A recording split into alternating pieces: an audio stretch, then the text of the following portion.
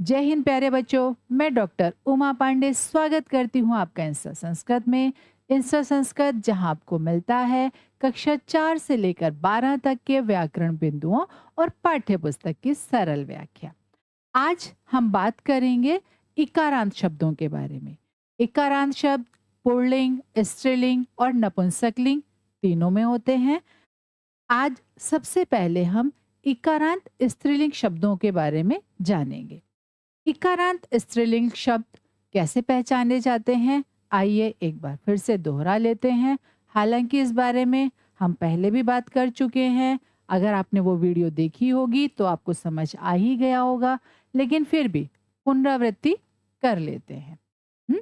तो जैसे एक शब्द लिया मैंने, मति। ठीक है, तरीका वही है जो हमने अब से पहले भी अपनाया है। क्या कि अंतिम वर्ण का हम वर्ण विच्छेद करके देखते हैं।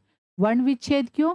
ताकि वर्ण विच्छेद करने से हमें मूल रूप से अंतिम वर्ण क्या है वो पता चल जाता। जैसे मति, तो मति का वर्ण विच्छेद क्या होगा अंतिम वर्ण का? त, धन, ई, है ना। तो यहाँ पर अंतिम वर्ण क्या हुआ? ई। तो ये क्या हो गया हमारा? इकारांत और स्त्रीलिंग। ठीक है, इसी तरह से गति। तो गति का भी यदि हम अंतिम वर्ण देखें तो ये भी क्या होगा इसी की तरह से? त, धन, ई। तो ये भी क्या हुआ हमारा? इकारांत, है ना। और स्त्रीलिंग। इसी तरह से अन्य इकारांत स्त्रीलिंग शब्दों को हम पहचान सकते हैं। ठीक है, अब इनके रूप किस प्रकार चलाए जाते हैं, कैसे सरलता से हम इन्हें याद कर सकते हैं, आइए ये जानते हैं। हम्म? तो हमने देखा है यहाँ पर, हमने जो लिया है यहाँ पर मति के रूप। पहले इनका उच्चारण देख लेते हैं और फिर इनके याद करने का तरीका समझते हैं। प्रथमा में क्या बनता है मति का? मति मति मतयः। द्वितीया मतिम मति मतिः। तृतीया में मत्या मतिभ्याम मतिभिः। चतुर्थी मत्यै या मतये और मतिभ्याम मतिभ्यः। फिर पंचमी मत्याः मतेः। इन दोनों में से हम एक भी याद कर सकते हैं, ये जरूरी नहीं है जहां पर विकल्प दिया गया है उन दोनों शब्दों को याद करना। आप एक को याद करेंगे वो भी पर्याप्त होगा, है ना। तो यहाँ पर पंचमी में क्या है? मत्याः या मतेः और मतिभ्याम मतिभ्यः। फिर षष्ठी मत्याः मतेः, है ना। इन दोनों में से एक को समझ लेंगे, याद कर लेंगे।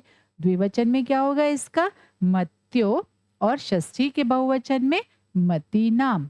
फिर सप्तमी मत्याम या मतौ और मत्योः मतिषु। और संबोधन में हेमते, हेमति, हेमतयः। ये इसका शुद्ध उच्चारण है। जब भी आप रूप याद करें तो उसके उच्चारण पर विशेष ध्यान दें। क्यों?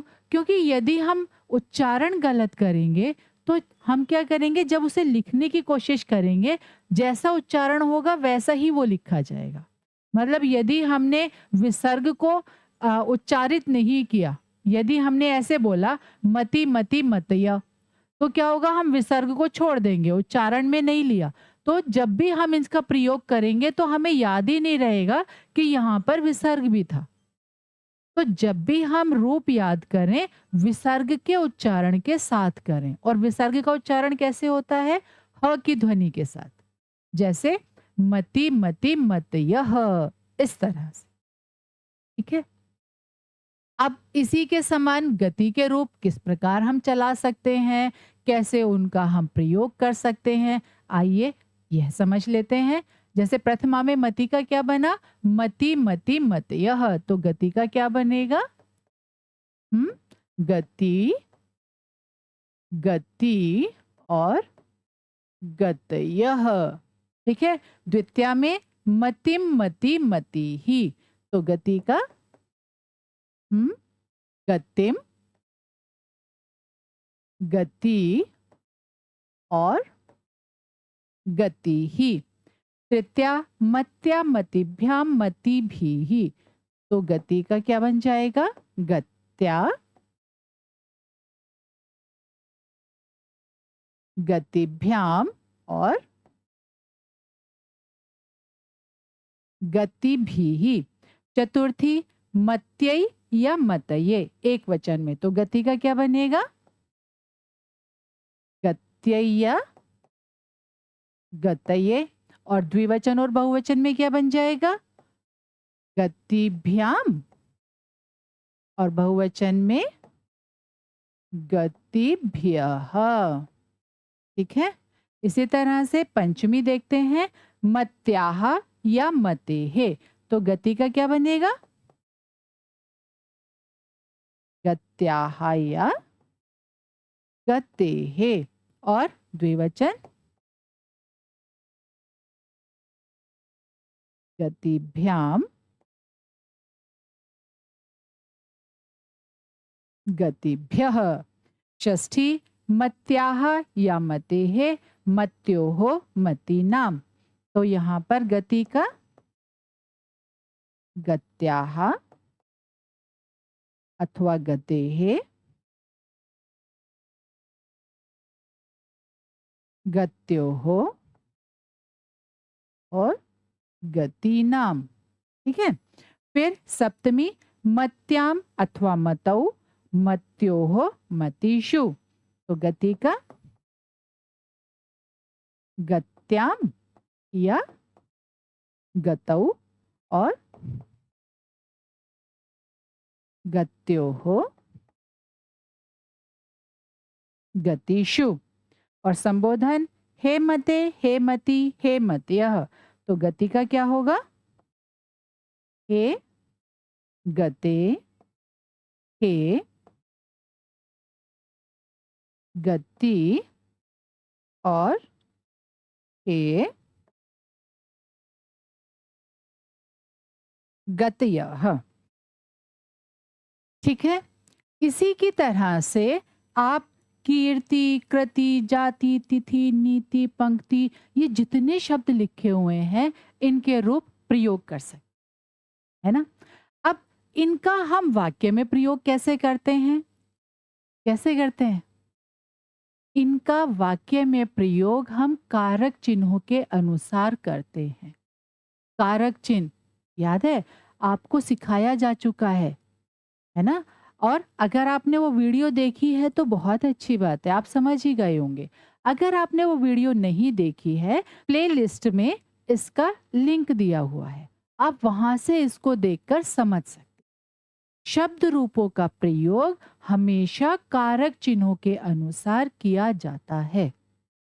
जैसे जैसे कारक चिन्ह होते हैं उसी के अनुसार विभक्तियों में उनके अर्थ को प्रयोग किया जाता है ना। तो इसको एक बार अच्छे से समझकर याद जरूर कर। याद कैसे करना है ये समझ लेते हैं। देखिए, जैसा पहले भी बताया गया है कि अधिकतर क्या होता है, एक वचन के रूप ही अलग होते हैं शब्द रूपों में, और द्विवचन और बहुवचन के तो अधिकतर समान ही होते हैं। तो एक वचन के रूपों को यदि हम अच्छे से समझकर याद कर लेंगे तो द्विवचन और बहुवचन तो फिर आसानी से हम समझ ही लेंगे, है ना। तो रूप हमें हमेशा कैसे याद करने हैं? पहले प्रथमा विभक्ति, फिर द्वितीया, फिर तृतीया, फिर चतुर्थी। ऐसे नहीं करने हैं कि पहले एक वचन, द्विवचन, बहुवचन। वो नहीं, वो तरीका सही नहीं है ना। तो हम कैसे करेंगे इसके रूप? मति मति मतयः, मति मति मतिः, मत्या मतिभ्यम मतिभिः, मत्यै मतिभ्यम मतिभ्यः, मत्या मतिभ्यम मतिभ्यः, मत्याः मत्योः मतीनाम, मत्याम मत्योः मतिषु, हे मते हे मति हे मत्यः। आसानी से तरीका वही है। क्या? पहले एक वचन को अच्छे से समझ लें, फिर द्विवचन और बहुवचन। तो यदि हमने अकारांत के रूप याद कर लिए हैं या आकारांत के रूप याद कर लिए हैं, फिर हमें परेशानी नहीं होने वाली है। ठीक है। फिर भी यदि कोई परेशानी है तो जरूर बताइए। आइए एक बार फिर से पुनरावृत्ति कर लेते हैं। आज हमने पढ़ा इकारांत स्त्रीलिंग शब्दों के बारे में। जिसमें हमने मति के रूप किस प्रकार चलाए जाते हैं, किस प्रकार बोले जाते हैं, क्या उनका शुद्ध उच्चारण होना चाहिए और किस तरह से वो प्रयोग किए जाते हैं, ये जाना। और इसी की तरह से हमने गति के रूपों को चलाया और इसको समझा। इसी तरह से अन्य इकारांत शब्द भी हम प्रयोग कर सकते हैं, समझ सकते हैं। ठीक है? इसी तरह की सरल वीडियो के लिए जुड़े रहिए इंस्टा संस्कृत। जय हिंद।